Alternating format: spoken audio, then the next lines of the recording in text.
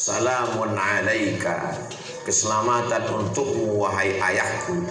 Sa'astaghfirulaka rabbi, aku akan mintakan ampun kepada Allah atas dosa-dosamu. Innahu kana bi hafiyya, sesungguhnya Allah mengampunkan segala dosaku dan aku sangat dekat kepada Allah Subhanahu wa taala. Ujian yang pertama adalah ujian menghadapi keluarga dekat. Nabi Ibrahim alaihissalam lulus. Berapa banyak orang berhasil mendakwahi orang lain, orang jauh, tapi ketika berhadapan dengan keluarga dekat, maka Nabi Muhammad SAW ketika turun wahyu kepadanya, apa kata Allah? Wa anzir ashiratakal aqrabin, berikanlah peringatan kepada kerabat-kerabat dekat. Lulus menghadapi orang dekat. Ujian itu terus berlanjut. Nabi Ibrahim alaihissalam menghadapi umat yang ketika itu mempercayai bahwa perputaran bintang gemintang, matahari, bulan, bumi peredarannya mengelilingi matahari mempengaruhi nasib manusia, yang diyakini orang sampai sekarang disebut dengan astrologi, perbintangan, ramalan. Maka Nabi Ibrahim berkata, ketika Nabi Ibrahim melihat bulan, ramma ra'al qamara bazighan qala hadza rabbi. Ketika Nabi Ibrahim melihat bulan, dia berkata, inilah Tuhan. Falamma afala qala la uhibbul afilin. Ketika malam tiba nampak bulan purnama, ini Tuhan. Ketika siang datang, bulan menghilang. Kalau begitu dia bukan Tuhan, karena Tuhan tidak mungkin hilang. Falamma ra'al syamsa bazighatan qala hadza rabbi hadza akbar. Ketika di siang hari dia melihat matahari terang benderang, panas terik, inilah Tuhan, ini lebih besar daripada bintang-bintang, daripada bulan. Ini lebih besar, berarti ini Tuhan. Falamma afalat, ketika malam tiba matahari menghilang. Tuhan tidak pernah hilang, berarti dia bukan Tuhan.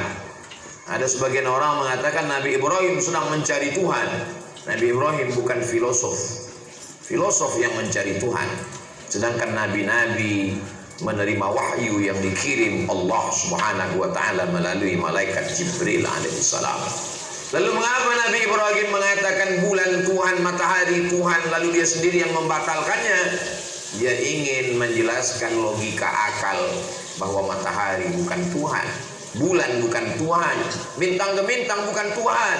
Semuanya adalah makhluk ciptaan Allah Subhanahu wa taala.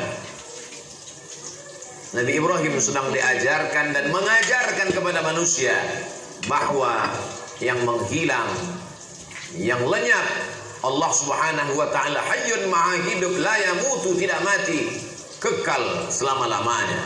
Diajarkan dalam tauhid Ahlus Sunnah wal Jamaah, wujud maha ada, qidam tidak berawal, baqa tidak berakhir, mukhalafatuhu lil hawadits, dan dia tidak sama dengan makhluk. Laisa kamitslihi syai'un, dia tak sama dengan apapun. Walam yakul lahu kufuwan ahad, dia tidak setara dengan makhluk Allah Subhanahu wa taala.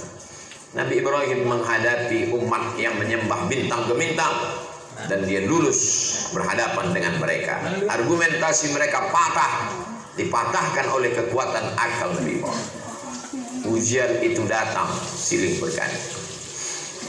Sekarang Nabi Ibrahim menghadapi orang-orang yang menyembah berhala-berhala. Nabi Ibrahim ketika siang itu melihat mereka semua sedang pergi ke kebun, Nabi Ibrahim pun menghancurkan berhala-berhala itu. Setelah itu Nabi Ibrahim menggantungkan satu kampak di berhala yang paling besar. Sengaja dia sisakan, tidak dia hancurkan. Petang hari masyarakat pulang, mereka terkejut. Mereka sudah menduga ini pasti ulah Ibrahim alaihissalam. Mereka menangkap Nabi Ibrahim. Lalu mereka bertanya, "A anta fa'alta hadza bi alihatina ya Ibrahim?" Apakah engkau yang melakukan ini kepada Tuhan kami wahai Ibrahim? Engkau yang meluluh lantakkan, menghancurkan berhala ini hingga berkeping-keping. Nabi Ibrahim menjawab, "Bal fa'alahu kabiruhum hadza." yang melakukan ini adalah patung yang paling besar. Fas'aluhu in kanu yantiqun. Kalau kamu tidak percaya, tanyalah sama patung-patung berhala-berhala itu. Berhala tidak bisa bicara. Kenapa Nabi Ibrahim mengajak mereka untuk berbicara kepada berhala? Karena selama ini mereka mempertuhankan, menyembah, meminta, menjauhkan mudarat, mendatangkan manfaat. Hari itu perbuatan Nabi Ibrahim menyadarkan akal pikiran mereka. Kalau membela dirinya saja tidak bisa, apalagi membela kamu. Kalau menolong dirinya saja tidak sanggup, apalagi menolong kamu. Ternyata mereka yang kalah dengan otak, dia akan pakai otot. Mereka yang kalah berargumentasi, dia akan pakai kekuasaan untuk melawan. Nabi Ibrahim seorang diri. Apa kata raja? Harriquhu, nyalakan api, bakar dia.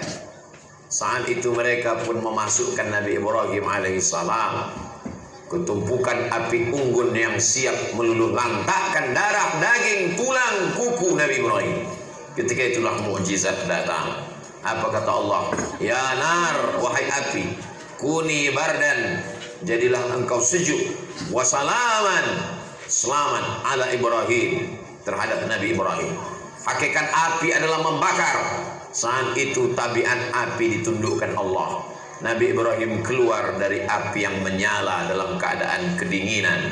Karena Allah mengatakan bardan, sejuklah engkau, tapi tidak sejuk yang membuat beku dan mematikan. Allah tutup kalimatnya dengan salaman, sejuk tapi selamat. Karena ada juga orang yang mati dalam kedinginan. Bardan wa salaman ala Ibrahim, engkau menjadi sejuk dan selamat bagi Ibrahim alaihissalam. Jadi kalau ada orang merasa kalau sudah sholat tidak lagi menghadapi ujian hidup, kalau sudah dekat dengan Allah tidak lagi ada musuh, kalau sudah beribadah kepada Allah berarti hidupnya tenang-tenang saja, berarti dia belum memahami hakikat Ibrahim alaihissalam. Orang yang sholat dengan orang yang mabuk dalam menjalani hidup sama-sama kena musibah, sama-sama ada ujian hidupnya. Yang dikhawatirkan bagi orang yang sudah hijrah, kenapa saya sudah hijrah? Kenapa sudah berhenti minum khamar? Kenapa sudah menyembah Allah? Ujian masih datang silih berganti. Cara berpikirnya salah. Dia menganggap kalau sudah ke masjid hidup tenang, senang, kenyang. Hidup adalah ujian. Ujian itu tetap akan datang, sebagaimana pernah datang kepada Nabi Ibrahim alaihissalam. Itulah mengapa kita sebut namanya kama shallaita ala Ibrahim wa ala ali Ibrahim, kama barakta ala Ibrahim wa ala ali Ibrahim, supaya kita sadar diri selama 24 jam dari mulai subuh, zuhur, asar, maghrib, isya, duha, tahajud, witir, qabliyah, ba'diyah, tahiyatul masjid, bahwa aku mengikuti jalan Nabi Ibrahim alaihissalam. Kalau ia diuji, padahal dia dekat, dia kekasih Allah, Khalilullah, apalagi aku yang jauh. Aku hanya berusaha mencintai Allah, aku belum tentu dicintai Allah. Maka beragama sesungguhnya membuat kita merasa bahwa ujian itu adalah bentuk kasih sayang Allah subhanahu wa ta'ala, sebagaimana yang dialami oleh Nabi Ibrahim alaihissalam. Lulus ujian menghadapi ayah, lulus menghadapi umat penyembah matahari, bintang gemintang, lulus menghadapi penguasa yang zalim memaksakan keyakinannya menyembah berhala. Habiskah ujian hidup? Belum. Selagi hayat dikandung madan, selagi ruh masih bersemayam dalam jasad, selama nafas masih berhembus, kita belum selesai ujian. Ar-rahah fil jannah, istirahat itu nanti di surga bersama Rasulullah sallallahu alaihi wasallam.